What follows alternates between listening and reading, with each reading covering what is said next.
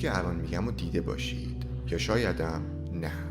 اگه شما توی گوگل سالهای میلادی بعدی رو خالی سرچ کنید با تصاویری مواجه میشید که یه جورایی حالت پیشبینی و پیشگویی دارن. برای مثال وقتی 2025 رو سرچ کردم با چند عکس مواجه شدم که مربوط به یه ویروس جدیده، ویروسی که دوباره قراره همه رو بدبخت و نابود کنه. اما داستان جالب اینجاست که اخبار تازگی‌ها داره راجع به یه ویروسی حرف میزنه که مجدداً داخل چین داره رشد میکنه و پخش میشه.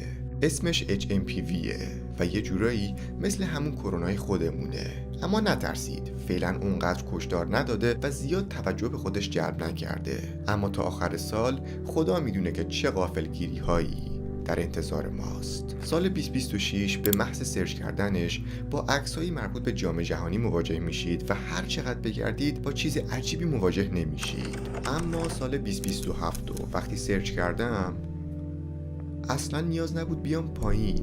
عکسایی به چشمم خورد که ظاهراً داره راجع به یه فاجعه حرف میزنه، یه تغییر آب و هوایی هولناک یا هر چیزی که ظاهراً قراره کلی استرس به ما وارد کنه. اما عجیب ترینش زمانیه که سال 2028 رو سرچ کنید.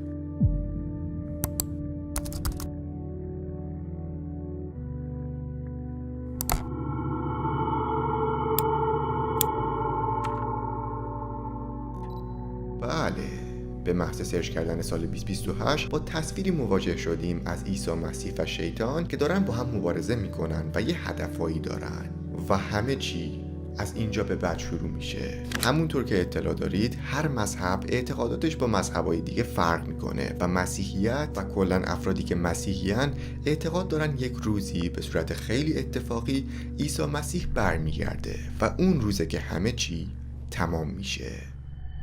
تقریباً چند هفته پیش یک زن ویدئویی در یوتیوب آپلود کرد با این تایتل: عیسی مسیح مرا دوست دارد، که در اون ویدئو موفق شده از یه چیز عجیب که در آسمونه فیلم بگیره.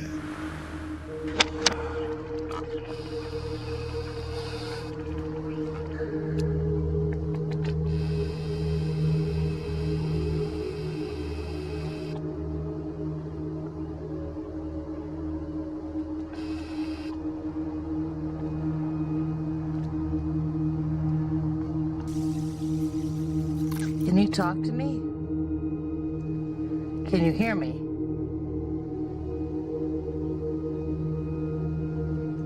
Jesus loves me. Oh, you know Jesus. You know Jesus. Jesus is awesome, isn't he?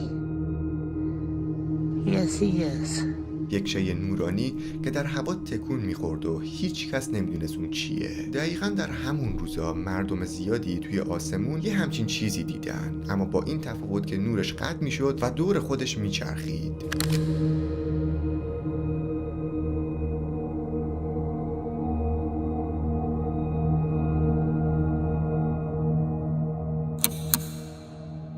ممکنه خیال کنید سفینه فضایی یا چنین چیزایی هستش که باید بگم در خوشبینانه ترین حالت ممکن اگه تصور کنیم میشه گفت که سفینه فضاییه. اما خب چرا نیست؟ من خودم اول خیال میکردم ممکنه داستان مربوط به فضایی‌ها و سفینه فضایی و این داستانا باشه، اما وقتی به تایتل ویدئو و حرف فیلمبردار دقت کردم کلاً حدس، تئوری و گمانهای دیگه‌ای توی ذهنم باز شد.